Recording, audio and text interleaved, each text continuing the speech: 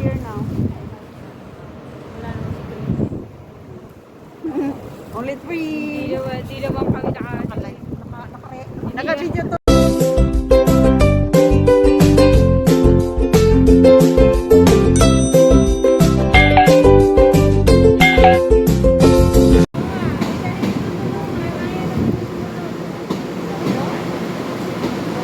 Our train is here.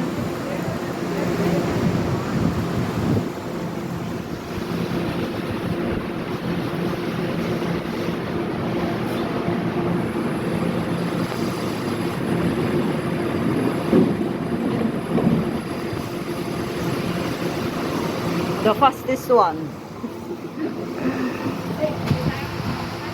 Ang number ng ano nyo? Ako number 1 eh. Number 1 ako. Number 1 is here.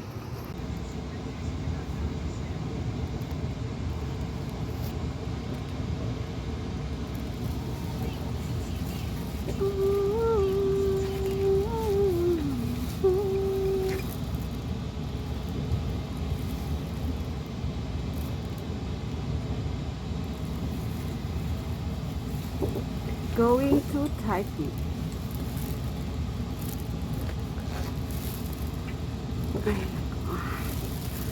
Going out.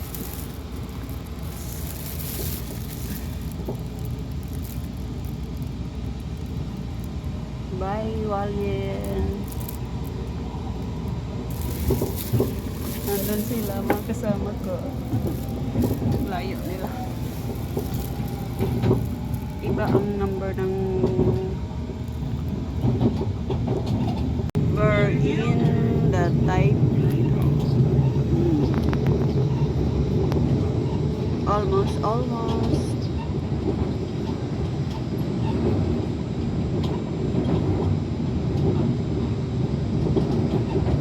Taipei.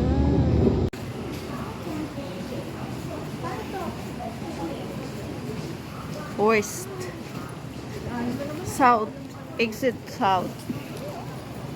South 3.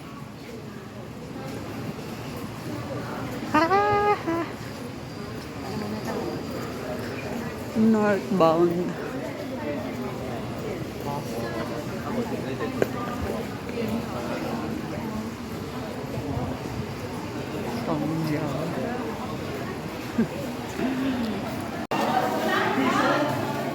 So we are here inside.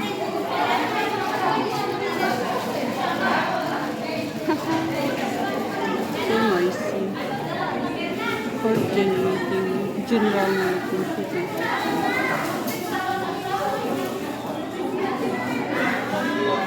And then this is the office.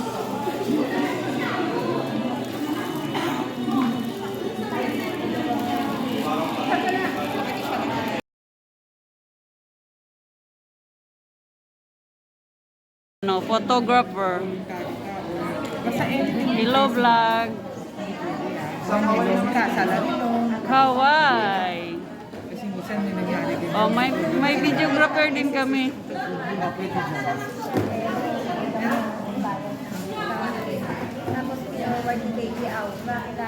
Nire-record mo lang yung ano, yung pag nag-umpisa na yung ano.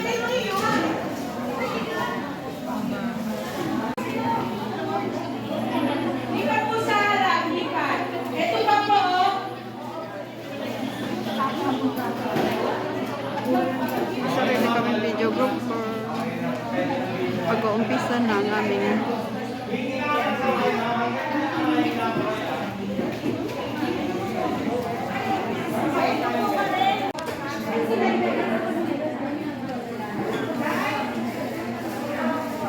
ito na sila. Marami pa hindi dumadating. Naghihintay pa kami sa mga darating. Ay!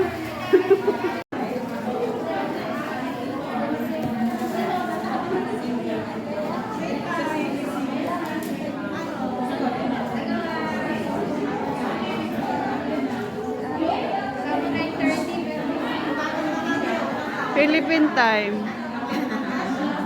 Always be like that. Hi! Hello vlog! Para lang maka-attend. Naka-attend din for the first time. 3 years member in DCU. Ngayon lang naka-attend. Magdangan. Walang dangan. Okay, for update only.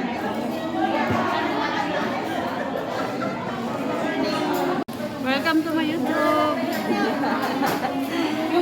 Nandito po kami, attend kami ng DCU meeting. Annual DCU meeting. It's getting many na. Marami pang wala. So yung mga kawalin, walin city members.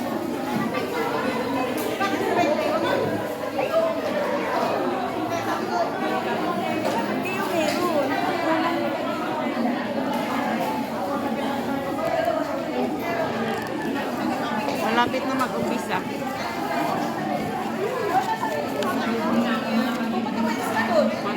Ay, baliktad pala. Mana sa Toyen. Sino na galing sa Toyen? O, ikaw, ayan.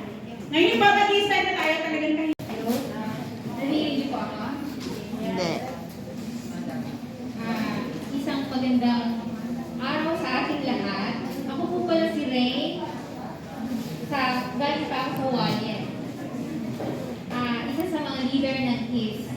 Kasama ko sa mga leader namin sa IS ay si June, si Sena, at saka si Wendy.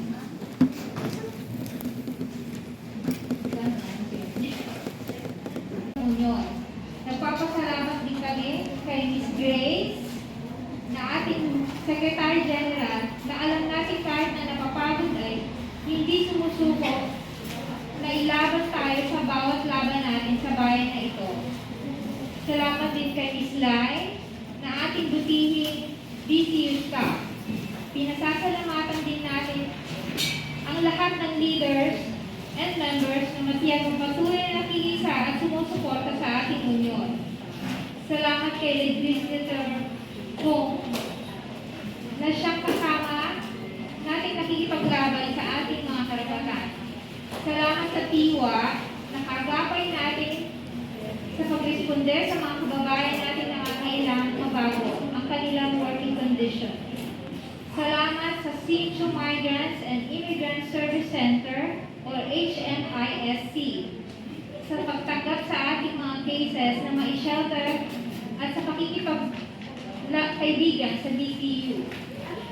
Salamat sa kay Meco Labat Chavez na palaging handang bukas ang kanyang tanggapan at kahit sa ano pang ang oras ay madaling makontak ng DCU. At tunay na pagsisikapang maging maayos ang kalagayan ng mga OFW. Salamat kay Deputy Resident Representative Ms. Alice Visperas at alam natin ito ang simula ng bukas na komunikasyon sa ating union. Salamat kay Attorney Wallace na nagpanalo ng kaso ng ating ka-DCU na si Lea sa illegal na pag-handcuff ng pulis sa ating ka-union at nag-educate ng ating legal rights sa pag-random check ng mga pulis. Lalo higit sa lahat, isang pasasalamat sa ating labor educator sa araw na ito na si Mr. Joshua Mata, Secretary General ng Sentro at Learn na dumating sa Taiwan kahapon mula pa sa Pilipinas. At handa na po kaming matuto at makinig sa araw na ito. Muli, isang magandang umaga sa inyo. Ngayon, magbubuo tayo. Magkakaroon tayo ng games.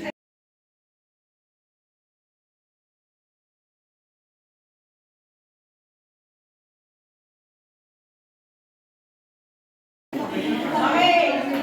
The ball is sinking. Let's have group for 20.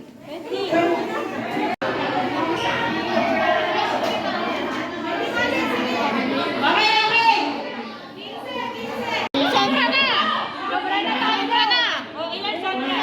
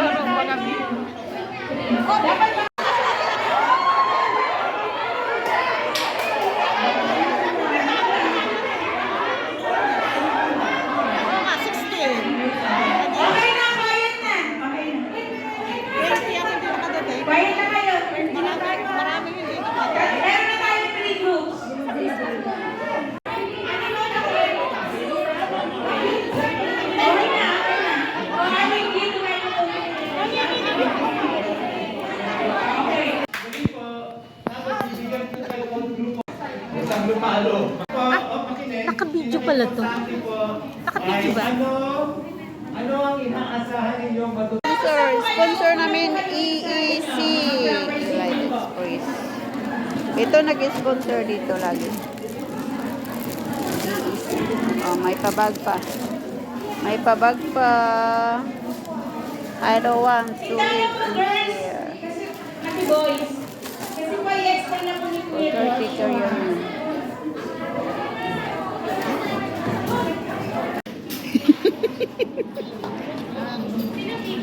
Warm. Walang coffee. No. No coffee. Thank you, thank you. Institusyon na itinatag noong 1986, right after right after nung People's Power Revolution, no? At ang objective ng LEARN ay mag-provide ng education sa mga manggagawa para lumakas ang kilusang unyon sa ating bansa. Can you hear me properly with my mask on? Yes. Okay. So, yung gagawin natin ngayong araw na, yung ginawa ninyo, thank you sa mga comments ninyo. At let me just go through ano yung mga inaasahan ng bawat isa for today. Of course, mas maganda kung mas specific sana yung inaasahan natin, but let's see. So, ang pinakamalaki, sa isang grupo, parang very common ay yung matuto. No? So, okay, gusto niyo matuto, pero let me ask you, anong gusto niyo matutunan today? Right. Specifically. Our rights. Rights, karapatan, ano pa? Ano pa? Paano ipaglaban? So, ano yung karapatan ninyo? Paano yung paglaban ng karapatan ninyo? Anything else na gusto niyo matutunan? How to unionist? Paano maging unionista? Ano ba? Ano sinasabi ng batas? Alright? Meron pa bang mahabol doon? Karapatan, paano ipaglaban, paano maging unionista, ano yung batas na umiiral? Meron pa bang iba? Paano makatulong saan? Paano makatulong sa kapwa migrant worker? No? Okay? Ano ba? Meron pa ba? Meron bang naasahan na matuto silang mag-bake o magluto? No. yung mga ganong expectation. Livelihood. Yung mga ganong expectation po, let me tell you, you're in the wrong training. Of course. Parang nasa ibang lugar yata yun. Okay, so yun ang pinakamalaking chunk, no? Matuto. This group, may isang chunk ng gusto nila magkaroon ng pagkakaisa, no? Ng solidarity, ng unity, so within the day. Tapos, nabanggit naman na dito yung mga karapatan, no? Solidarity is one big chunk. Ito yung pinakamalaki yata, no? And then, gusto magkaroon ng, well, di ba, halo-halo, gustong tumapang, ba? Meron daw gustong tumapang for the day. Hindi ko alam kung kaya natin gawin yun, no? Sa isang araw. Pero, ako ay naniniwala na pagtingin mong tama ka, tatapang at tatapang ka. Correct. Tama? Tama. Alright. So, Ligtas baka ang naman may kaya alam. natin gawin yan sa araw na ito. Matuto paano lumaban. Lumaban na hindi physical, no? At hindi violent. Of course, ibig sabihin, ipaglaban ang inyong karapatan tulad ng binanggit na inaasahan kanina. Lumaban, tumapang, okay. More knowledge, information, tas karapatan din sa ang laking chunk. Tapos batas, karapatan dito, mga benefits. May umaasa dito na pag sa araw na ito, maasa sila na magkaroon ng salary increase. Yes. Medyo mahirap po yun sa araw na ito. Hindi naman po tayo, wala naman yung mga employer dito, no? Tapos hindi naman natin kausap yung gobyerno ng Taiwan nor ang MECO. So baka mahirap asahan yung magkaroon ng mga salary increase, ng benefits, no? O ma-approve yung residency, pero, ang sigurado ko, matututunan nyo dito paano ipaglalaban ang mga bagay na yan. Tama? So yan po yung mga lumabas sa mga inaasahan ninyo. At meron pa ba ako na miss? Unity. Meron pa ka. Alright, so yan po yung mga inaasahan nyo. Now, let's see kung i-rate na tayo ng konti. Dapat nandun na tayo sa program presentation. 10:20, 20 minutes late na tayo. But don't worry, kaya naman natin mag-adjust, no? Philippine time. Pagkatapos po ng program presentation, no, sorry, ano muna yan, dapat naman ito. So ano yung mga objectives natin? One, gusto natin maintindihan talaga ano yung mga basic na karapatan ninyo. And don't worry, you don't have to copy this. No, kasi I'm sure bibigyan kayo ng kopya, no, through your email, etc. No? Of course, kung natututo kayo sa pamagitan ng pagkopya, di okay lang. No? Oh, by the way, I'll be speaking mostly in our language. Can someone translate for Grace? Yeah, you will do that. Excellent. Una, maintindihan natin ang mga karapatan ng mga domestic caretakers sa Taiwan. So yun yung unang, lumabas yun sa expectation nyo. So yun yung habol natin yun sa forum na ito. Pangalawa, mag-level up tayo. Anong sitwasyon, in particular, ng mga domestic, ng mga migrant workers dito sa Taiwan, particularly mga caretakers, no? In particular, but at the same time, maganda, makita rin natin, ano ba yung kalagayan ng mga migrant workers in general at hindi lang sa Taiwan, mga Filipino, ano yung kondisyon ng mga Filipino migrant workers. Pangatlo, particularly yung mga domestic workers at saka yung mga caretakers, no?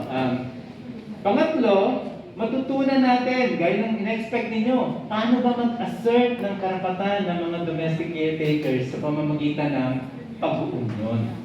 No? So yun yung pangatlong layunin natin sa umagang ito at sa mamayang hapon. No? At panghuli, gaya ng binigit kanina, paano mo maging unionista? Well then, magiging unionista tayo kung malinaw sa atin, ano ba ang pag-uunyon. So we'll go through the basics ng unionism, ano ang mga prinsipyo nito, ano ang mga objectives nito, mga programa nito, at maging ang kasaysayan nito. Mag-review din natin mamaya, re-review din natin yung kasaysayan ng DCU. Dahil bahagi kayo ng DCU, mahalaga na alam ninyo ano yung pinanggalingan ng organisasyon ninyo. Tama ba? Tama. So, ito yung mga objectives at kung titignan ninyo, mukhang shoot naman lahat ng inaasahan. Tama ba? Mukhang pasok naman, no? Except yung wage increase, no? Those are policies that we can learn how to fight for. Now, how do we intend to go about it? Ito yung programa, and as I said, we're already running late, no? So pagkatapos nito, ng program presentation, we'll start discussing ano yung mga karapatan, no? And we'll have Grace to help us do that. After which, si Granny, alam na tayo ano yung mga karapatan natin, di mag-level up din tayo, ano ba yung ating nakikita natin ng mga problema, ano yung mga issues natin, no? And then finally, no, pagkatapos ng lunch, no, at saka natin pag-uusapan mamayang hapon yung tungkol sa pag-uunyon. No, ano ba ang ibig sabihin ng union in the first place? Ano ba ang layunin nito? Ano ba ang programa nito? Legal ba to o hindi? Mga komunista ba yung mga yan o hindi? Di ba? Di ba pag narinig yung salita union, ano yung unang pumapasok sa isip nyo? Oo, sa Pilipinas, di ba? Ganun eh, no? Sa Pilipinas, pag sinabi unionista ka, NPA yan. No? Lilinamin ko na po, ako po ay NPA. No permanent address. kasi ako po'y walang bahay. Homeless po, ako'y walang bahay. Ako'y nakikitira lang sa aking asawa. Siya'y may bahay. Okay? Hindi ko naman pag-aari yun. Pag-aari niya yun eh. Di ba? Wala akong bahay.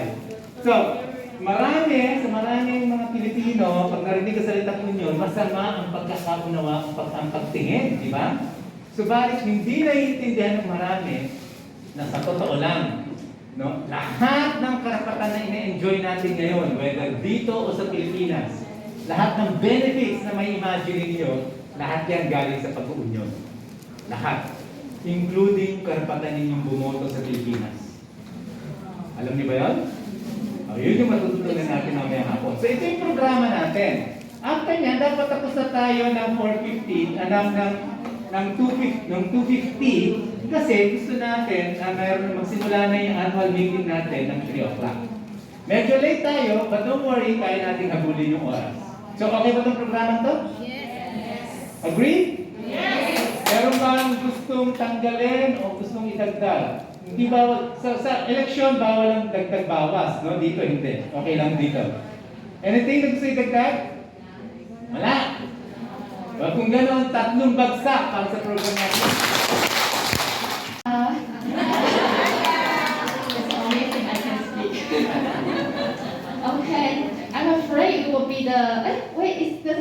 what Tapos na ba happens? to? Thank you. It's a different, Ah. it's a different file. Yeah. I need to Sino turn it nakalagay? off first. Sino nakalagay? May nag-DM eh. Nasa harapan daw talaga. Nasa harapan daw talaga. May nag-live? Sabi ko sa muna po. Another three is DCU. more foreign part. Ay, i-share ko na lang. I'll try to make it. Okay. So we know we have right, but there's some truth. So later I'll tell you why is some truth like that. Okay. But will the employer be corrected or punished by the government if they don't give day off to us? Yes, must. Yes, they will be corrected or punished by Taiwan government. Okay. I think it's a no. Okay. Will the employer be corrected or punished if they are reported assigning domestic workers to do farmings? Yes. Okay. There's nothing I can tell you. You already know everything. Is the salary increasing announced on August 10th? Is mandatory? Okay. Di ba You nga, think yes. si Raise your Maria? hand. Yes. Si Maria Okay, Away. put down. Raise your hand if you think no. Okay, put down. You are half right and half Dami wrong. kong I will tell kaibigan you na right and nagpa-permit. answer. Caretaker sila. Okay, so remember these questions. Let's move to the next. Ini-enjoy na What lang. is the legal Kasi reason daw for sanay sila sa ganung transfer? buhay. Okay, it's a little bit small, right? I will read it out. First, if your employer agrees, Yes. yes or no? Yes. Yes. Of course, yes. And if your patient dies, Yes. if you don't have day off, Yes. it is the reason, legal reason for transfer. Yes. Legal reason. No? Legal reason. Yes, sir. Because they're violating our No. Yeah, very small. Why? Lecture. Okay, how about there is a better job offer? No. Better job offer. No. Your salary is 20 and there is a 30 NT. No. And if your employer has bad attitude. Really? No. If I say, oh, why my workers so stupid? It is something that the Taiwan government will say, okay, you can transfer. Will it? No. And last thing is like, employer break the law. Yes. Yes or no? Illegal. Yes. Yes or no? Yes. Yeah. But evidence is required. So the question is, how can we? So generally to say, do we have freedom to transfer? No. No, we don't have freedom. There are some. Yes. Yeah. No options. Is that you need to fit some other conditions, right? Conditions. So we don't have freedom for legal reason. What will happen? Yeah, we will report it PNP, right? Yeah. So I will show you. So we have so many questions like, okay, it's our right to have day off, but no punishment on employer if they don't give us day off. And the review is that, okay, there's a salary increasing, but it's not mandatory. Or the employer cannot assign us to the illegal work. So I think you already know everything about your rights. So, but I'm going to explain why. Okay, so that's the next page. I'm going to explain why. Because there's a legal structure of the migrant domestic workers. You can see the biggest purple one is a migrant worker related policy. And under is the CBO code. CBO code resembles the freedom of contract, means that every two parties or three or more parties, we have freedom to build up a contract, an employment contract with each other, right? And there is the Labor Standard Act. With the Labor Standard Act, there are basic wage, regular working hour, and overtime, and etc. But as a domestic caretaker here in Taiwan, we don't have this. We don't have the Labor Standard Act, right? So what happens? If we back to the civil right, what will happen? In the civil right, because there's a freedom of contract built in, so whatever written in the contract, as long as it's not against the law, it's okay, right? So that's why 24 hours working is no problem, and then no day off, no problem, and no basic salary, no problems. That is the civil code. That everything is okay as long as you both agree. But if you don't have right to transfer, whatever you need to agree, the paper, even not written on the paper, whatever told by your employer, you will follow, right? So to prevent this kind of situation, Taiwan government and the Philippine government, we discussed to have a standard contract. Standard contract is what we have. Everyone, do you have your contract on hand? Yes. Or is it a copy on hand? Yes. Maybe some of you, yes, but some of you don't, right? If you transfer to a new employer, maybe your new broker doesn't do it for you, right? They will only do it for you when you request to go vacation, right? So, but what's written in the contract? Written in your contract is you will have weekly day off. Actually, it's written like every 7 days you are entitled for 1 day off at least. So you have weekly day off actually, and then you have special leave for whenever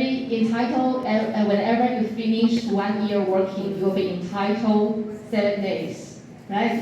And then you have sick leave with half pay.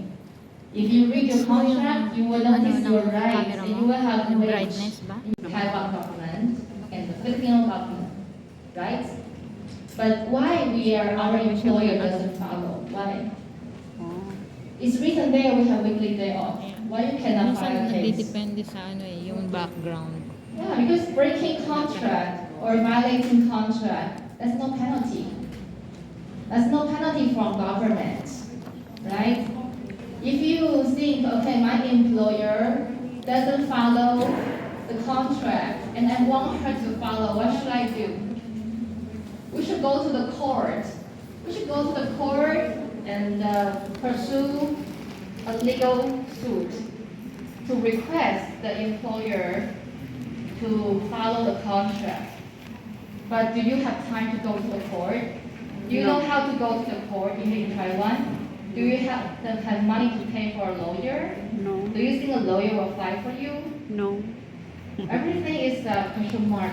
I think maybe impossible for any worker to pursue a case. We call it BLA.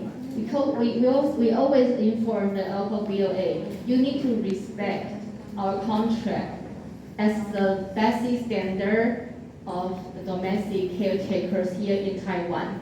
So don't allow our employers to break this, violating this contract to us. But somehow, sometimes they follow. So if you go to the labor, say that, oh, my employer, when I finish 3 years, they don't give me my annual salary for the 7 days if my employer doesn't give me. If you file a case, the BLA will say, okay, your employer should pay, right? But means every employment should be approved and permitted by the government. Okay, so it means that I cannot, today I want to work for Lisa, tomorrow I want to work Jennifer. No, it's impossible. Yeah, because unless the government permit me. So it means that I have to work with a specific employer that's written on the employment permit. You got it? Okay. So it's make us no freedom of transfer because government is controlling the reason you can transfer or not. They're controlling the reasons. So there's no freedom transfer, and there are some limited job categories. Now you are working as domestic caretaker, some working as factory workers or nursing home workers, or some farm, which who is the patient, right? So your definition of your job is to take care of this elderly or this patient and some of the job around this one. like doing the laundry for this one or clean the environment for this one. So that is why we know if the employers assign you illegal work out of this definition, like farming, like cleaning the office, working in a factory, whatever is not related to a caretaker job, we can call it illegal assignment. Okay, so if you are caught, your employer is reported, you have the you collect evidence, the government will shelter you, right? So that is not because there's a Labor Center Act or other things. That is because there's a employment permit system. So assign work out of permits for the government. Say something from it. Okay. Example. In the Convention 189, there are some working conditions regulated in the conventions, like equal treatment between domestic workers and other workers. Yeah, equal treatment. Is there equal treatment here in Taiwan? Yeah. Yes? How equal? You have the equal salary? No. Yeah, so it's not equal. We are excluded from Labor Standard Act. Labor Standard Act provides you the basic salary and the other working hour protection, but you are not included. Second, decent living condition that respect their privacy. Do you think your privacy is respected? No. No? How? You don't have a proper bed. You're sleeping beside your patient. Yes. No privacy. Yeah, the same room. Yes. Is there a curtain between you? No. No. So you don't have privacy. Your Amao Agong doesn't have privacy either. It's not decent. So mostly we are in a same room. Okay. And how about the employer should provide the domestic worker with a written contract to inform them of their conditional work? Yeah, I think mostly you have, but if you transfer, it's not mandatory to process it actually. And now you are entitled to keep your own your own travel and identity documents. Those are. Do you think your right that this one is protected here in Taiwan? No. Your own documents. Yes. Yes. Yes. Okay. But why is it some brokers are all keeping the passport there? Yeah, it's a very good question. But if you are, if you file a case to 1955, will they force your broker to return it to you? If yes, then this is your right. Yeah, or your even your employment permit or transfer permit is kept from you. The government has the obligation to help you to get back this. Okay, so this one I think fits the Convention Pero yung 189. 24 hours. 189. Yung 24 Okay, hours, then wala yan the sa last akin. one, so next one is weekly rest should be at least 24 consecutive hours. Means continue out 24 hours. On the convention, do you have? No? Yeah. 12 hours. Allowed because the patient. Yeah, they will excuse the patient situation, right? They will excuse it, but right is right, and the patient's rights should be protected in other way instead of yeah. But sometimes the employers will delay. Yeah. Is there punishment for the delays? No. No. Yeah. And in the Convention 189, it indicating that domestic caretakers should enjoy minimum wage coverage. Do you? Yeah, no. And I should tell you that since 2017, since 2007,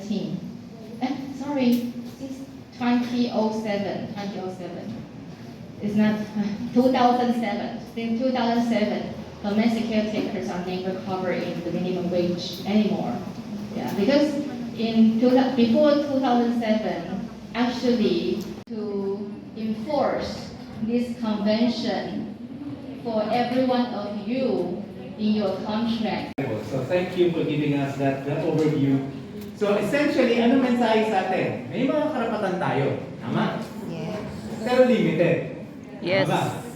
Tapos, ang problema, yung limited na karapatan na yun, abay gina-violate pa. Tama ba? Tama. So yun yung lesson sa atin. So maganda, pag-usapan natin, ano ba yung mula doon sa presentation ni Grace, maganda pag-usapan natin. So dahil sa ganyang limitasyon natin bilang mga caretakers dito sa Taiwan, kamusta ang kondisyon ng mga manggagawa na domestic caretakers dito sa Taiwan? Kamusta? Na, sigurado ko, pag kinamusta namin kayo, isang linggo tayo dito mag-uusap, puro reklamo lang. Tama? Sigurado, baka kulang pang isang linggo, baka abutin tayo isang buwan, puro reklamo lang. Pero hindi naman natin gustong mangyari, ubusin ang oras natin sa pagkareklamo. Kaya ang gagawin lang natin, ako suggestion ko, bawat mesa yung magkatabi. Halimbawa, itong dalawang ito, magharap kayong dalawa, tapos Increase also. So the overtime should be based on the based on you divided 30. So that's a daily salary. So that means that's illegal, kaya maganda asuhan ninyo. No? So baka maganda isa sa mga pag-usapan ng DCU. Okay, kita. Tingnan nyo, ngayon nakikinig kayo, dami nyo lang gusto mga problema bigla. Increase salary, deduct day off. Wait. Bago to. So nung nag-increase yung salary, tinatanggal ang day off? Yes. Tinatanggal sa day off? Oh, teka. Again. Maganda ituloy. Maganda makinig mga kapatid. Cool! Okay, ito na. No? Baka kasi naranasan nyo to no? So meron daw dahil sa bagong minimum wage law, meron daw na employer na tinatanggal bigla yung kanilang day off. Okay, sige. Okay na to. Tapos, pag-uwi sa galing day off, pinagpapalinis bago matulog. Pag-uwi, galing Day off, pinagdilinis na. Pilinis. Pinagdilinis bago Araw matulog. na day off? Pero day off naman to, di ba? Pagbalik. Sino ba yan? Pupuntahin ko na lang. Ganun talaga mo. Overwork. Okay. Pagbalik mo yan. Hugas ka pa ng plato. Kulang sa tulog. Okay. Amo ko noon walang day off. Amo ko ngayon, hinahawakan ng sahod. Mahawak ng sahod. Okay. Whole day, katas sa sahod kahit 12 hours lang. Oh, ganyan Whole okay. day, 12 hours kahit 12 hours lang. 24 hours yung kaltas. Whole day ang kaltas sa sahod kahit half hours. Oh, ganyan 12 na. hours ang day off.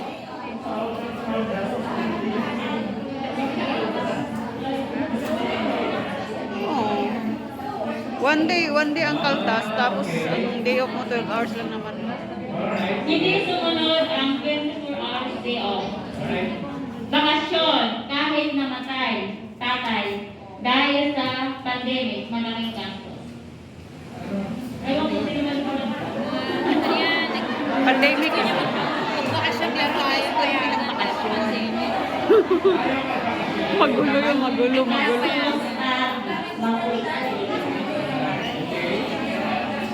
Thank you. Meron pa ba? Meron pa ba? Wala? So, doon sa marami, ganun para pwede mas magandang minsan, mas maganda sa Pilipinas, 8% lang ng mga migrant workers natin ang nagtatrabaho sa Taiwan, either bilang domestic worker or domestic caretaker.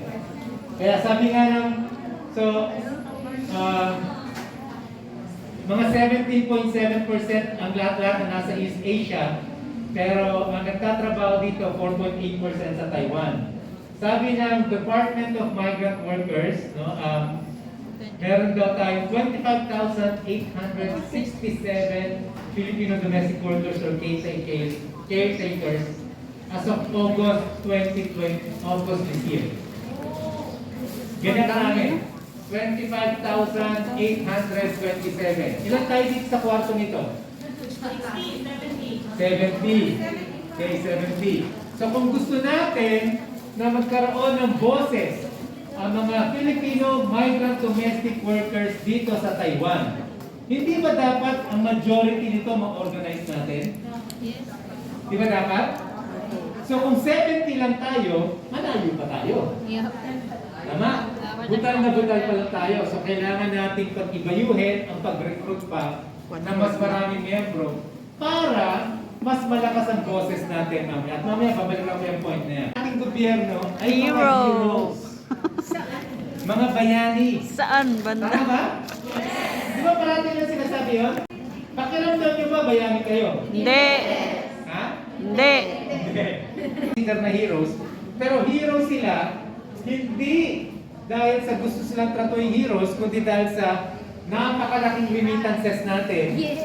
Ang ibinibigay natin. Tignan nyo ito, 2022. Alam niyo mo kami 34.9 na yan? That's billions of dollars. Billion. 34.9 billion dollars. Yun ay ipinasok ninyo, niremit ninyo pabalik sa Pilipinas.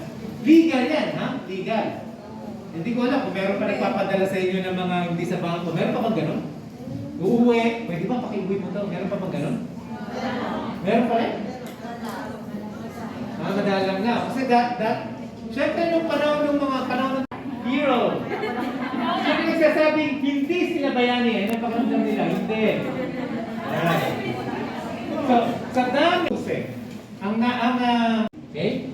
No, tapos, katulad ng narinig natin kanina, sa lahat ng sitwasyon, walang clear boundaries ang yun. Sila Sheila, kilala nila walang yun. Naipanalo nila, 3 years ago, ang isang batas na hindi na pwedeng paglinisin ang mga domestic worker pag nasa ng bintana, yung labas, pag building. Pag second floor na, hindi ka na pwede paglinisin sa labas. Bakit? Ang daming nalalaglag. No? Ngayon, pag nalalaglag, ang katwiran ng employer, aksidente. Ang suspetsya ng mga kasama natin, maraming ganun. Ang nanay ko ay domestic worker. Nung namatay ang tatay, sige. So habang nag-distribute ng pagkain, meron ba muna mga tanong? Okay na kayo? Okay, sige. Serve na yung lunch namin. Libre Yung na. may group nyo, huwag nyo kakalimutan kasi yung may group, doon kayo magtatapon ng mga basura nyo, ha? Sino kaya pwede mag-volunteer kumuha ng bumili ng trash bags? Yung mga pinagkainan nyo. Kaya si Lea, yung namimigay ng tubig, siya yung may kaso ng trafficking case. Sa lahat ng kaso ng trafficking case natin, si Lea nanalo siya. At isa sa malaking balikan Alright. sa nanalo. So, we're eating lunch now.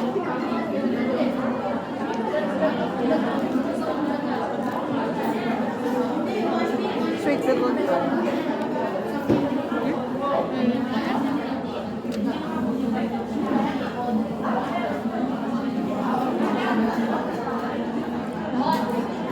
Thailand rice ito. Kaya mahaba.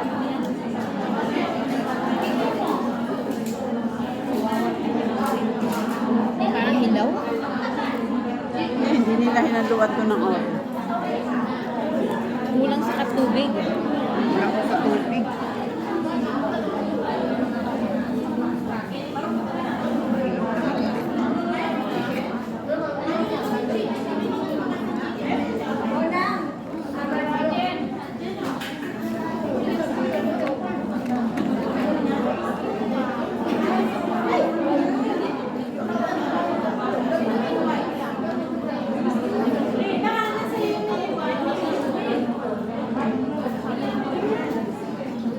Sila na yung unang umaayaw. Grabe, debate namin sa loob. Away. Talaga inaaway ako ng mga leaders ko. No? Elected official ako. Sabi ko lang sa kanila, responsibility ko kayo, inform kayo. At sinasabi ko, mali kayo.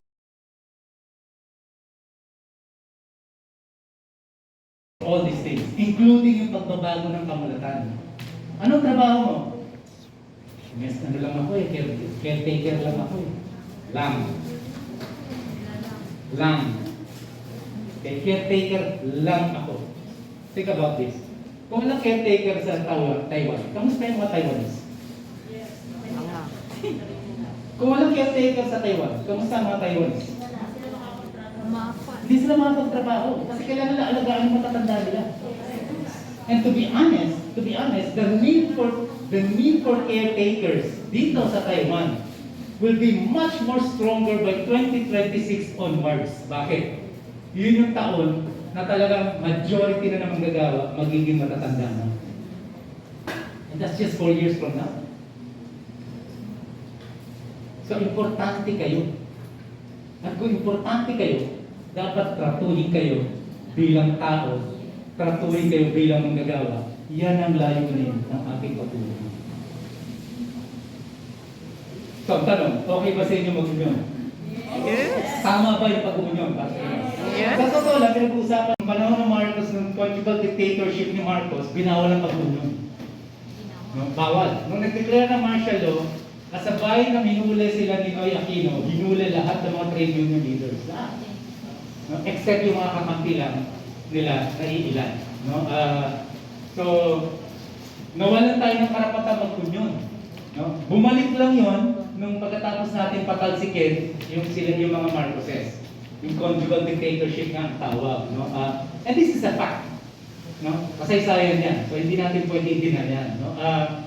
Kaya nung nagbago yung kalagayan, doon tinayo yung Labor Education Research Network, of which I am a Secretary of the Board of Trustees, na ang trabaho ay mag-educate. It then led to the formation of Alliance Progressive Labor in 1996. Later on, ito yung nagsimula ng organizing sa Hong Kong. So doon kami nagsimula, 2007 sa Hong Kong. Nung panahon na yan, ginawa na others, kaya nabuo yung sentro. So yan yung kasaysayan ng aming pinsan. Maganda, in the next 15 minutes, maganda na marinig natin yung kasaysayan ng DCU. No? And dito, and here, dito natin tatawagin si Bonang to give you quick recap ng ano yung kasaysayan ng DCU. Bonang? Ni Flor de Lisa sa Taiwan, hindi namin matanggap na ganun kalaki yung illegal placement fee, yung excessive placement fee. So, sa number 1, kami yung Kaohsiung Ladies noong 2014, organized and initiated for complaint for excessive placement fee in May 2014. May 2014, nag-start yun, nag-recruit kami, maraming nag-bash sa amin. Isa ang mga Pinoy sa Taiwan na tumulong sa amin na i-approve ang post namin. And then, naging spontaneous yung campaign. So, kinumbisi ko si Jen na recruitin yung lahat ng Pilipino na makikita niya sa park. Hindi sila naniniwala sa amin, pero nung makilala namin si Flor sa next picture. Okay, kung makikita niyo sa number 2. No, that's number 3. Okay, that's number 1. Okay. Kung makikita niyo sa number 1, yung picture doon sa banda dito, si Florian, nag-day off lang siya para samahan yung mga more than 8, more than 10 na mag-file ng complaint for excessive placement fee. Dahil nung taon ng 2014, nabigla ang MECO. Ginamit nila yung ugnayan kada linggo para sa magpa-file ng excessive placement fee. So, yung Kaohsiung Ladies, kasama sila Flor, yung mga nasa iba't ibang panig ng Taiwan, kami yung kauna-unahang first 100 batch na nakaripa ng 100% na illegal placement fee. So, mula sa amin, yes. So, kami yung first 100 batch na nakaripan noong bago matapos ang year 2015 hanggang nung papapasok ang 2015 at nagpatuloy siya. Sabihin mo doon sa kabila, pag nagbibigay na ng certificate, yung tatlo doon, pag nagbibigay na ng certificate, placement fee na nagpupunta Doon tayo sa ilan, dito sa sa likod. Taiwan. And Ano na? then, lilipat tayo sa ng MECO at yan ay noong taon ng 2014 at 2015. Next picture please.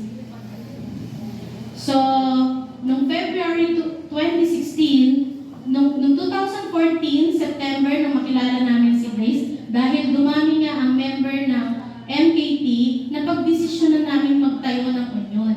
Nagtanong kami, pwede ba? Kasi napag-alaman namin na si Grace pala ay sekretary siya ng iba't ibang local union dito sa Taiwan. So, ibig sabihin, may alam siya sa pag-a-apply ng legal ng union. Pero, nasa isip namin noon, mga caretaker tayo, iba-iba ang ating mga employer. Hindi tayo katulad ng mga nagtatrabaho sa factory na isang amo lang ang kanilang amo. So, pwede pala. At nung panahon na yon, may tinulungan tayo ni Grace na ito ay irehistro sa Taoyuan City Government at isa yung aming mga naunang senior member kasama sila Flor C. Jet na mga unang pumirmang lehitimong member ng Domestic Caretaker Union nung tayo ay mag-register at nabigyan tayo ng registration number. At nabigyan tayo ng certificate kung saan yun yung cover photos ni Human Dignity. So, from 2016, kung mapapansin nyo, ang unang litrato ay yan ang kaunang-unahang pagpupulong natin noong August 2017 sa MECO Ugnayan at ang nasa gitna ay ang MECO Polo Labor Attaché na si Attorney Dizon. So, November 2017, naganap ang una nating kaunang pagpupulong. Yan ay naganap sa Navy. At ang sumunod na 2018, itong ikatlong picture ay noong ginanap sa Tainan, sa South. And then, 2019, ginanap sa Taichung yung ating kaunang pagpupulong. At yung 2020 sa Taichung pa rin, kaunang pagpupulong. At last year, the same venue dito, ito yung last picture. At ang mga ilan sa inyo ay naka-attend naman. Next picture please. So kung makikita nyo, dumami na yung miyembro ng union. So ano ba yung function ng union? Ang specific function ng union ay to maintain the unity. Kailangan mapanatili natin yung pagkakaisa ng bawat miyembro. At nagpapatuloy tayo na magkaroon ng kampanya sa 24 hours weekly day off. Kaya meron tayong Sunday house na marahil alam nyo na ito ay matatagpuan sa Navy. So, yan yung ating house office. Kung tawagin natin house office, yung mga direct hire na merong 24 hours or mga nadjabes, maaaring tumira dyan. At yan ay sinusurvive ang rental ng mga official housemate na nakatira dyan sa DCU. At yung mga nag-i-sleep over na nagbabayad, iyon ay nililikod namin bilang pondo ng bahay kung ano man yung nasira. Yun yung ginagamit namin. At ang manager dyan ay si Mr. June Mary De Sena. Yun siya. So, kung sino yung gusto mag-sleep over, hindi sa akin, hindi kay Emma, hindi sa mga union leader magpapaalam. Kay June De Sena. Kay June Mary. So, kailangan inform ka. Paano yun? Kailangan dapat yung alam ni Bonang, yung alam ni Jen, yung alam ng mga assigned leader ninyo, dapat alam nyo yun. Yun yung role nyo as a member. Katulad ng inyong kontrata. Dapat alam nyo yan. Dapat inform kayo. Dapat naiintindihan nyo yan.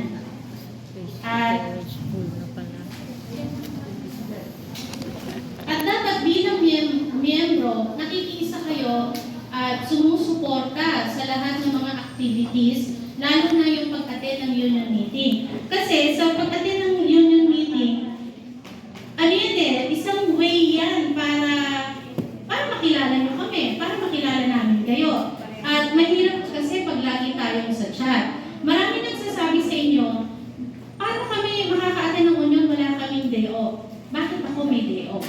Bakit si Wendy may day off? Bakit si June may day off? Bakit si Jane Marima? Dati walang day off yan. Ngayon may day off. Si Rain, dati ito, no day off. Bakit may day off siya? Kasi informed siya eh.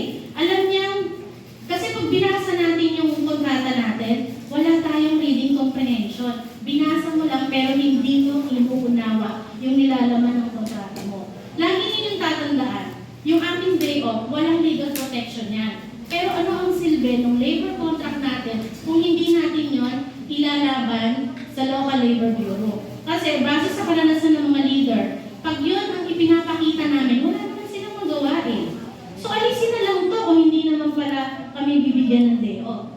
Kaya nagkakaroon ng day off ang marami na sa mga member, lalo na sa mga direct hire member ng DCU. Yung mga may broker dito, pilitin yung kumbinsihan ng mga amo ninyo, yun yung role bilang union member. Hindi tayo pwedeng spoon feeding, sabi nga ni Sam Minoresa. Dapat, kung ano yung tinuro ni Kuya Joshua, yung tinuro ni Grace, yung sinabi ko, hello,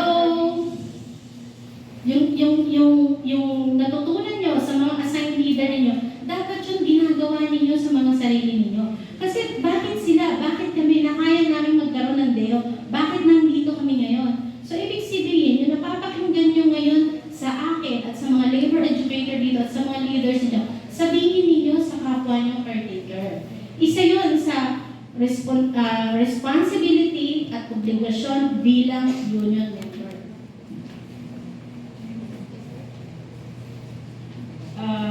Okay. Ano ang magagawa ng union sa akin? We achieve more together than we do alone. Kaya nyo bang mag-isa? Hindi, yung iba dito kaya mag-isa eh. Kasi pagka hindi kami nagkukwenta, hindi kami nanunumpa. Pero syempre, pag natulungan ka ng unang iligtas sa employer mo, kahit nga maging pampadami ka na lang, kahit nga wala kang sabihin, umupo ka dyan, makita ka ni Grace, makita ka ng assigned leader mo, kalakasan yun sa amin. Ano yun? Naging strength namin yun para magpatuloy at hindi susuko. Kaya nakalagay dyan, we achieve more together than we do alone. Yan yung mga may sakit, na may cancer, na pauuwiin na napapablock natin sa airport, nagagawa na yan ng mga leader at na-shelter natin at nakakapagpagamot sila dito at nagre-remission. Kasi nag-fit towards sila eh. Dahil as we all know naman, ang universal healthcare ng Taiwan is better than Philippines. As long na meron tayong national health insurance card at kahit hindi na tayo employed, basta tayo ay naka-shelter, bahala ang shelter staff sa welfare ng isang may sakit na OFW dito sa Taiwan. Ito, what? Back. Okay. Next picture. Yeah. So, protect the welfare of each members. Marami ang nagpapa-abort kasi wala naman, hindi nila alam yung kanilang workers' right pag sila ay nagbuntes. Dahil maraming mga buntes ang tineterminate ng kanilang amo. Pwede ko bang mapatayo si Rosemary at saka si Janelle? Sila yung mga terminate ng amo. Nung sila ay lumapit sa amin, na-terminate na sila. Pero kung sila ay na-contact ang kanilang assigned leader before the termination, pwede naman silang may balikang trabaho. Pero dahil nga, lagi niyong tatandaan na hindi legal reason under, ayon sa batas ng Gender Equality and Employment Act, na hindi legal reason na i-terminate dahil ikaw ay buntis. So, ang ginawa natin sa kanila, nireport natin ang case nila sa labor and then i-shelter sila. Sa Pilipinas sila nanganak, inayos ang kanilang re-entry visa and then nakabalik sila. Kababalik lang nila dito at kasalukuyang nasa transferring period at naghahanap na ng trabaho. So, may mga way, hindi kailangan sundin yung mga utos ng employer at broker na ipa-abort ang baby. Kung ano man yung personal issue, kung naging kabit siya, kung paano nila nabuo ang bata, wala tayong pakialam doon. Ang DCU, mag-focus lang kung ano yung workers' right ng nanay at ng bata. So, malinaw sa ating lahat yun. Next slide, kung makikita nyo, merong before and after kasi meron tayong mga member na may problema na sa mental health. Government to make labor legislation to protect our rights. Hindi lang tayo nag-uunyon. Kailangan yung mga leaders maging maalam din sila, katulad dun sa sinabi ni Kuya Joshua, na kailangan ma-involve din tayo sa politika, sa political and legislation, kasi kung malakas tayo, wala silang magagawa kundi ipasa yung Household Service Worker Act na siyang magpuprotekta sa ating mga karapatan. So, yun lamang po. Maraming salamat. Basic Trade Union Seminar is a whole day seminar. Okay, so what you heard today is a crash course. Kasi nga orientation lang ito eh. No? So, I would invite you to attend yung mga basic trade union seminars iko-conduct natin later on, no? Next year, starting next year. And para ganahan kayo, conduct tayo ng training para sa mga educators, yung mga frustrated na mga teachers among you, at yung mga gusto maging teacher, we'll provide them with the skills. Tapos inaasahan natin, eventually, sila magpapaliwanag nung na lahat ng narinig ninyo mula kanina umaga hanggang ngayon. Gusto niyo ba yun? Yes! Kaya niyo ba yun? Yes! Uy, parang natulala yung mga tao eh. No, seriously, no? It would be an exciting moment para sa inyo, no? Para pag weekend, no, kayo naman yung nag-empower sa iba. Now, having said that, no, so that's the plan for the future. Okay ba yun? Okay ba yung plan na yun? Okay ba yun? Yes! Parang ayaw nyo eh. So, now in the meantime, no, yung nabanggit na pag-uunyo natin, sa totoo lang, kailangan natin mas palakasin pa yan by joining hands with other unions working along similar lines. At yung sentro, working with IDWF, with LEARN, and with other institutions, ay tumutulong ngayon para magbuo ng transnational, here it is, transnational union ng mga Filipino domestic workers and caretakers. Meaning, yung mga union na katulad ninyo dito sa Taiwan na DCU, yung PLU sa Hong Kong, yung PLU sa Macau, yung AMPO sa Kuala Lumpur, yung sandigan na tinatayo, sandigan ng mga domestic workers na tinatayo sa Kuwait, sa Bahrain, at later on, hopefully, sa Jordan, lahat po ng mga union na yan, plus yung mga migrant domestic workers na Pilipino sa Europa at sa US, ay iniimbita natin na magkita-kita sa Disyembre sa Maynila at doon itayo ang isang transnational union ng mga domestic workers na Pilipino, ng mga domestic workers at saka domestic caretakers ng mga Pilipino sa buong daigdig. No, kaya in the next, yung sinasabi ni Bon na nag-affiliate sa sentro, well, sa ngayon hindi pa. Kasi pag nag-affiliate ang DCU, dapat magbabayad kayo ng dues, no, doon sa pinag-affiliate nyo. So hindi pa. Pero pag sumama kayo sa transnational union, doon dapat may dues doon. At yun na yung magbabayad ng dues ninyo sa sentro. Dahil sa sigurado, mag-affiliate yung transnational union yun sa sentro. So, ano ibig sabihin nun? Ibig sabihin nun, simple lang. Kung kayo kumikilos para magsama-sama dito para makuha nyo ang respeto na kinakailangan ibigay sa atin, no, ng gobyerno dito at ng mga mamamayan dito sa bansa ninyo, magsasama-sama ngayon ang ibang mga unyon na katulad ninyo galing sa ibang bansa na nag-ooperate sa ibang bansa. Pag nagsama-sama yan sa isang samahan, no, sa isang pandaigdigang samahan, then imagine ninyo, ano yung power nito pagdating sa pakikipag-negotiate natin sa gobyerno natin sa Pilipinas? This time, meron tayong Department of Migrant Workers that will now be forced to deal with you nang kasama ninyo yung ibang manggagawa na Pilipino sa buong daigdig. That gives you more power. Okay ba yun? Yes. So, i-apply natin yung concept ng pag-uunyon hindi lang sa Taiwan, kundi sa daigdig din. Dahil marami pang mga domestic workers at caretakers na kailangan nating tulungan sa ibang bansa. And the best way to do it is to put pressure on our government to provide you with the proper protection and support. So I'd like to end my presentation with this. No, sa madaling salita, contrary sa mga narinig ninyo nung kayo ay nasa Pilipinas, hindi masama ang union. In fact, union ang kailangan natin to make sure na unlad ang buhay natin. Ang union ay instrumento para sa pagbabago natin. Una, sa personal level. Dati, wala kang pakialam sa kapwa mo caretaker dito sa Taiwan. Ngayong unionista ka, dapat meron kang pakialam. Dapat, kung maganda yung kalagayan mo sa iyong employer, dahil mabait ang employer mo, responsibility mong tumulong sa mga domestic workers o domestic caretakers na hindi maganda ang kalagayan. Paliwanagan sila, recruiting sila, at siguraduhin makasama natin sila. Nagbabago yung sarili natin. Nagiging instrumento yan para sa pagbabago sa pamilya.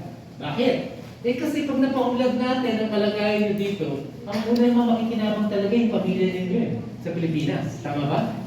Pag meron at kung mag-uunyon tayo, tapos kapit-visit tayo sa mga nag-uunyon din sa Pilipinas, katulad sa sentro, at nabago natin ang kalagayan sa Pilipinas, makikinabang din ang pamilya nito. Kaya ang union ay instrumento ng pagbabago para sa pamilya. Next please. Ganun din para sa community natin. Either dito, kung dati hindi tayo masyadong nararespeto dahil mga dayuhan tayo, tapos domestic caretaker lang tayo. Ngayon, mahalaga.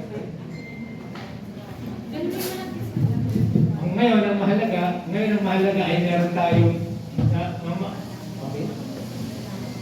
Hello. Ang mahalaga ay nagbabago din ang pagtingin ng community sa atin. Alam niyo sa Hong Kong, nung nagsimula sila mag-union, noong early 2000, ibang-ibang tingin sa kanila noon. Lalo na nung embahada sa Hong Kong, yung consulate.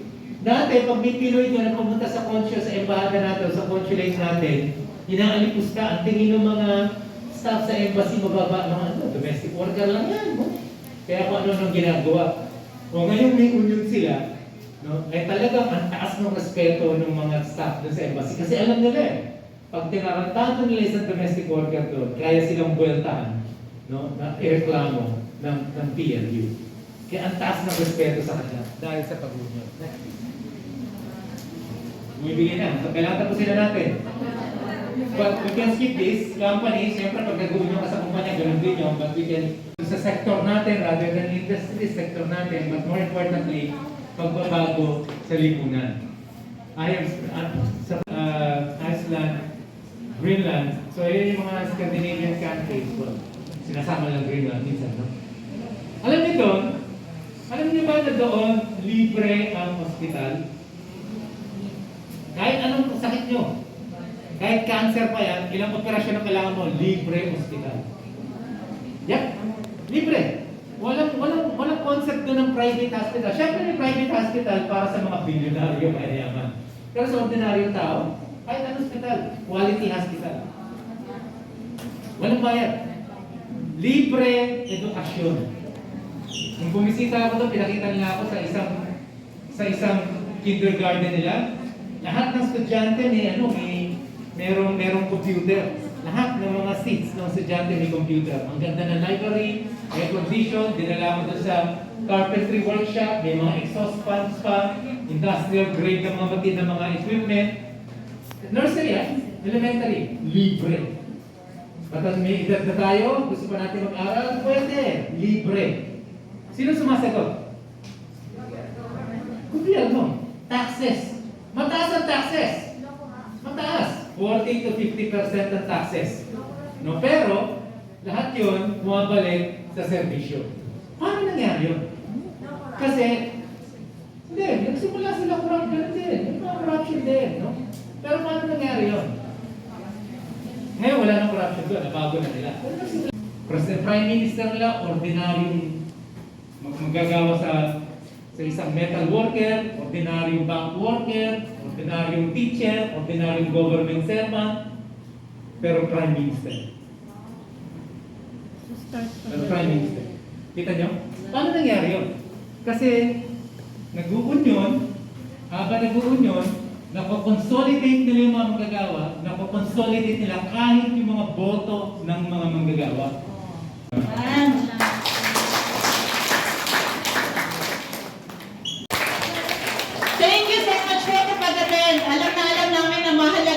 sasabihin, oh, pero nandito po kayo para sa ating union. Maraming salamat po.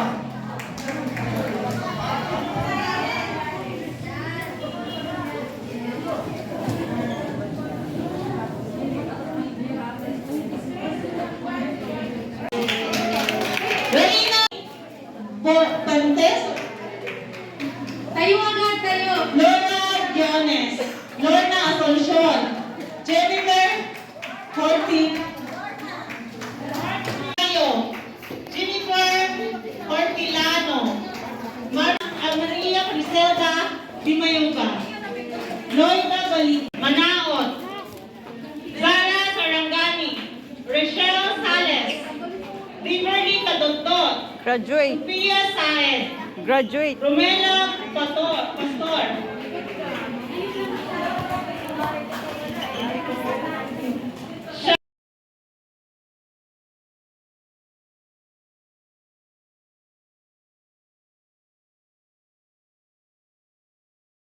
Yung yung mga hindi nakatanggap ng certificate pero natapos nila hanggang hapon.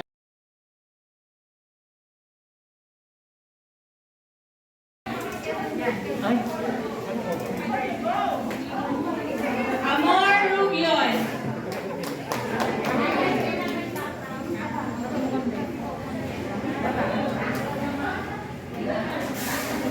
Amor. Pakishare sa amin yung mga picture please sa mga leader ha. Tatlong bagsak sa Taipei leader. Wagen, galing po sa Wagen. East area. Si Ate Rain. Nag-isa ka lang, Rain. June Marie.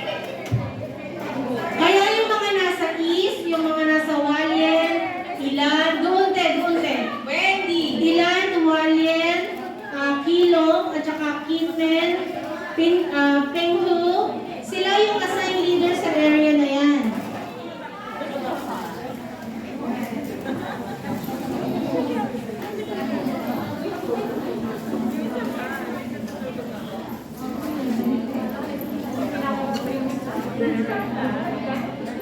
Donan Sanchez.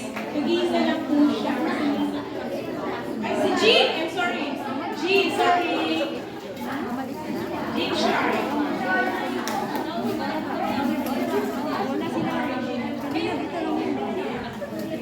Ang area namin ay Chai, Pintong, Kaohsiung, Tainan, Changhua, Yonlin, Taichung, at saka Nanto.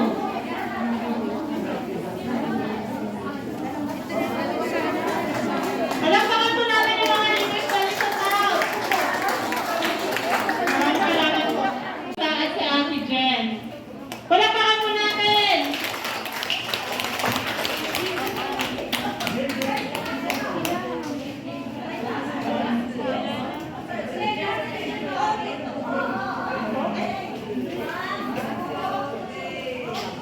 So tawagin po natin yung lahat.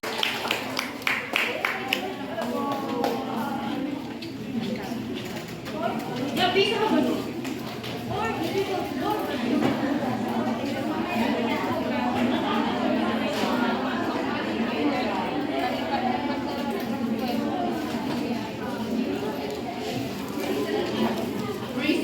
Representative from HNISC. Peace out, Basit. Thank you for coming.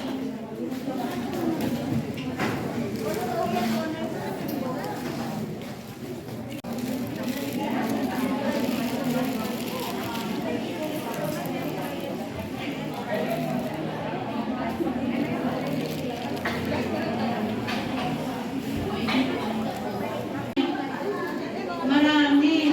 So, nagbilangan niyo na? Mamaya na kayo lumapit sa kanila. At, wala si Labat eh. Si Labat, hindi siya makakarating dahil nag-positive siya. So, pinapunta na lang yung mga taga-OWA. Can we call on to Miss Fish from IDWF? sisters and brothers, this is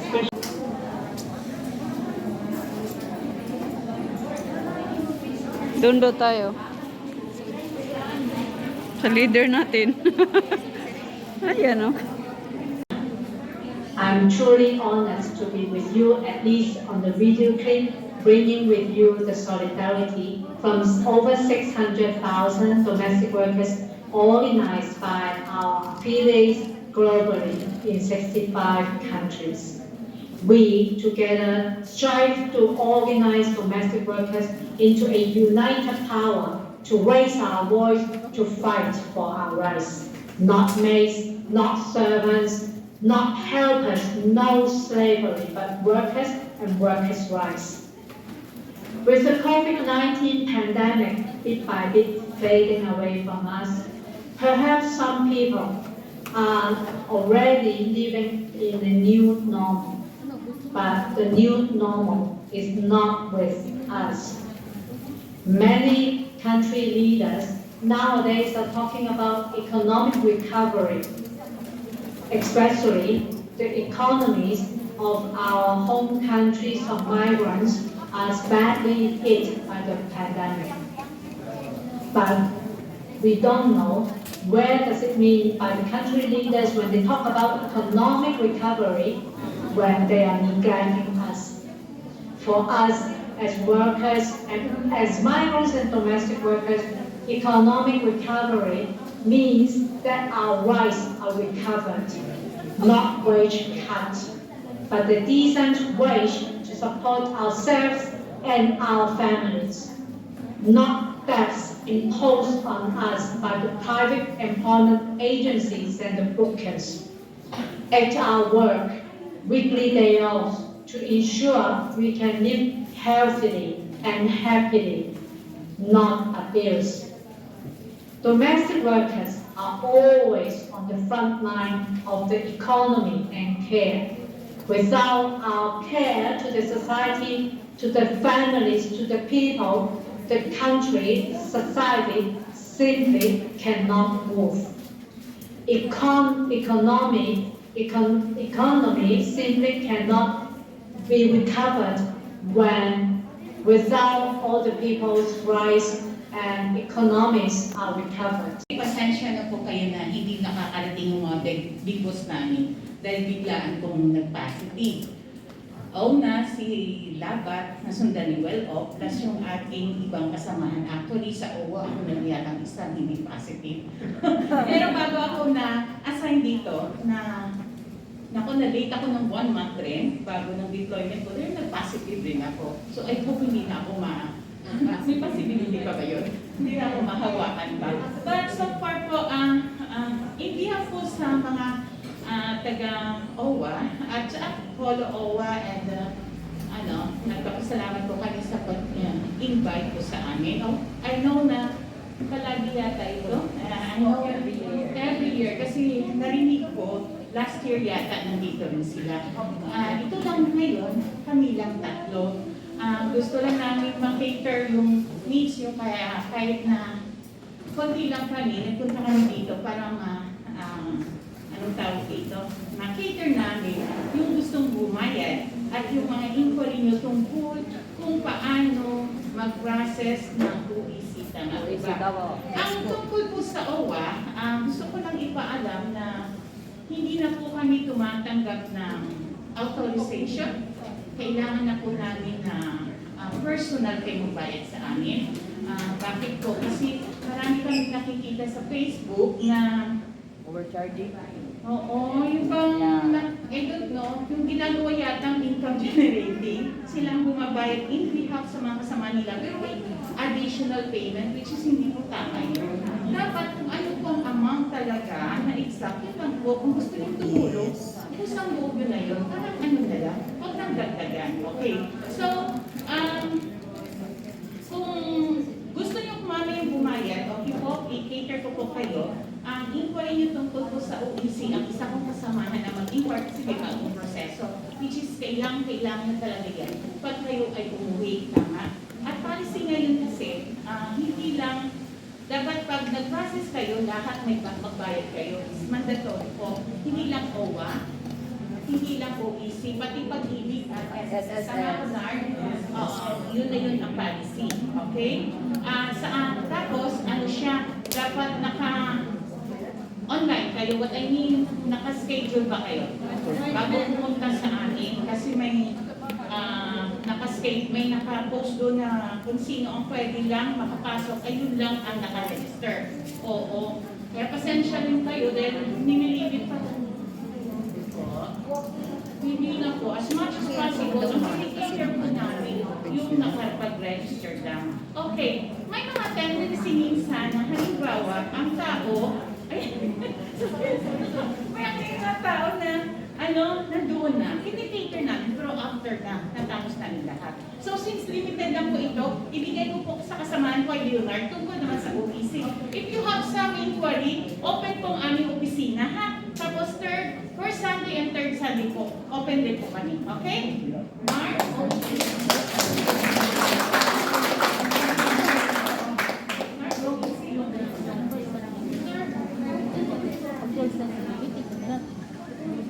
Hello, good afternoon po sa lahat. Ako po si Leonard sa Apollo po, kasama po si Miss Connie rin sa Apollo.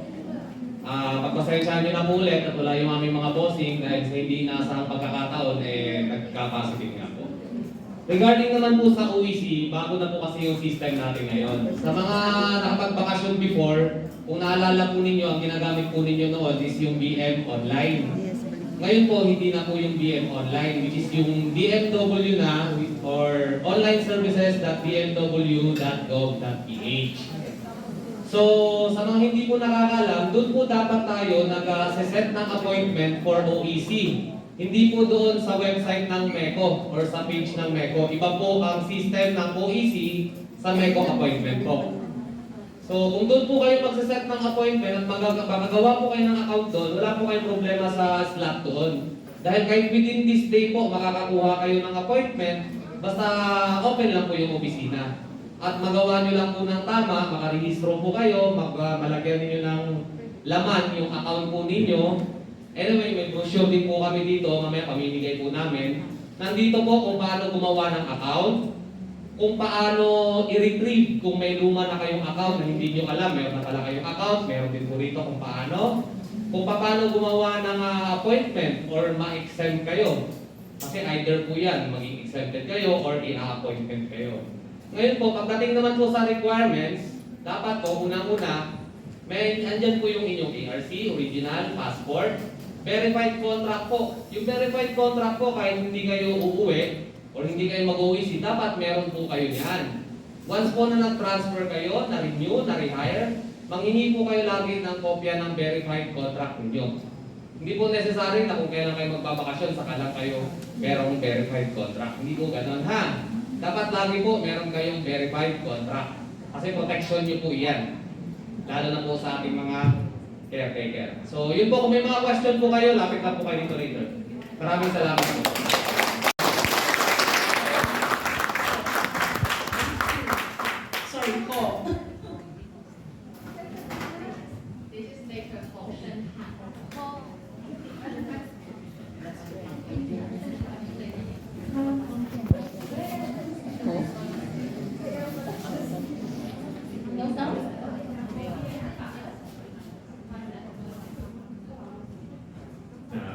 I need translation.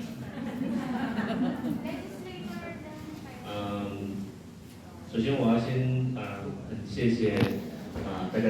Isa lang eh.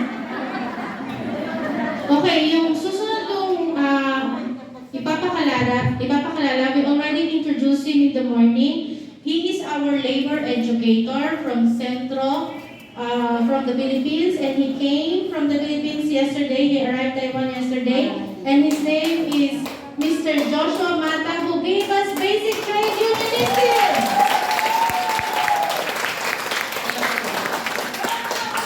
In behalf ng buong liderato ng sentro, nais ko pong batiin ang DCU, ang inyong mga officers at kayong lahat sa ika-4 na taunang assemblea ninyo. Alam niyo po, napakahalaga para sa ating union ang mga assembly na ganito. That will discussed by Miss Lisa Octavian, leader,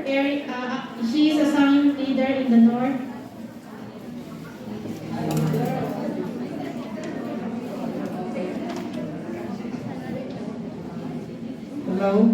Good afternoon, everyone. I'm Lisa Videnya from Taoyuan. I'm one of the leader, Taoyuan and New Taipei. Thank you very much for the guest speaker today. Thank you. And now we're going to recruiting members. We have 2,096 members have been recruited by DCU.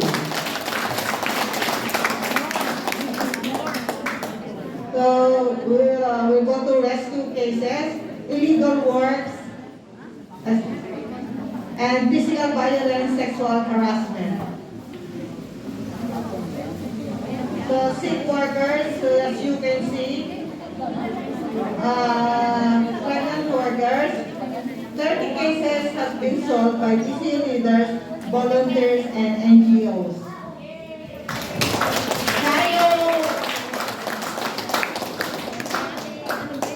So about direct hiring program, we have 120 workers has been direct hired. So congratulations to the 120 direct hired. Kung sana madagdagan pa tayo, padagdagan pa kami. Campaign for workers' rights. So join migrant rally. So last year to ginanap. So sana kapag nagkaroon, mag-join kayo. Kasi talagang sulit yung experience nyo, hindi nyo masabi. So, workshop of carving art, dining with the boss.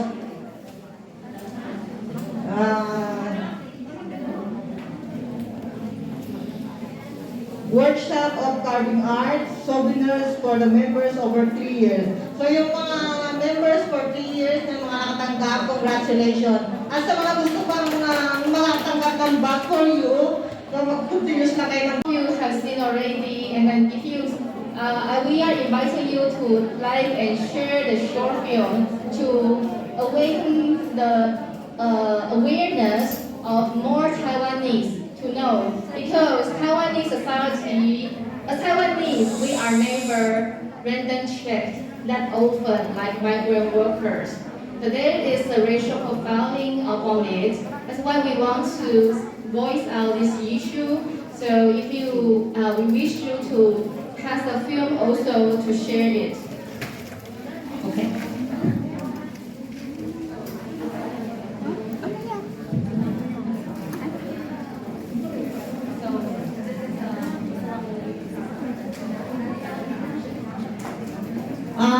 Do you have a question?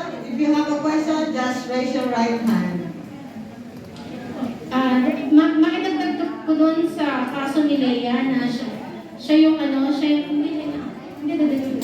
yung mga gustong magbayad ng OWA, lilipat doon sila ma'am, tapos dahan-dahan na kayong pumunta doon, para hindi, yung mga gustong magbayad ng OWA. Idagdag ko doon sa kaso ni Lea, di ba siya yung napusasan? Sa kasaysayan ng Taiwan, walang napoprosecute na police, kasi diniscuss sa atin ni Atty. Wallace at ni Atty. Joe na hindi tamang nirarandom check tayo para i-check ang ating ARC. Kasi hindi naman tayo mga kriminal. So isa yan sa patuloy natin kakampi.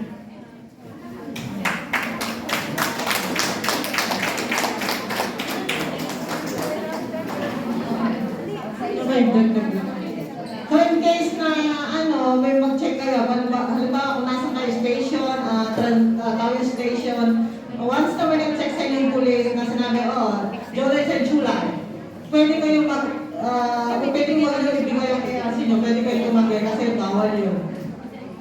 Yung lagi niyong tatandaan. So bawal yun. Bawal may nag-check sa inyo na sabi ng police, July sa July. O ARC, give me your ARC. So we're going to agenda discussion.